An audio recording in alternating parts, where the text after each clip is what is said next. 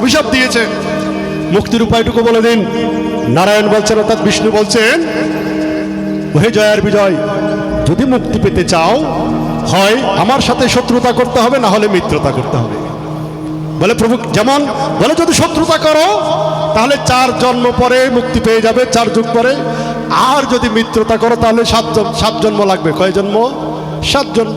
এবার জয় আর বিজয় চিন্তা করছে, প্রভু তোমার সাথে মিত্রতা করে, বন্ধুত্ব করে 7 জন্ম কষ্ট পেতে চাই না, প্রয়োজনে যুগ যুগ ধরে 4 যুগ তোমার সাথে শত্রুতা করব, 4 যুগ পরে যদি আমাদের মুক্তি হয়।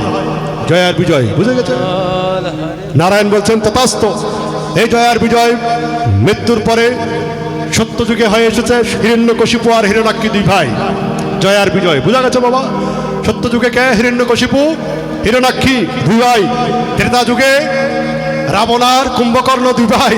যুগ যুগ ধরে ভগবানের সাথে শত্রুতা করছে, 4 যুগ ধরে করবে। ত্রেতা যুগে রাবণ আর কুম্ভকর্ণ। দাপর যুগে শিশুপাল আর দন্তবক্র 2 ভাই। শিশুপাল আর দন্তবক্র 2 ভাই। আর কলি যুগে জগাই আর মাদাই। বলে জয় জয় ভাই।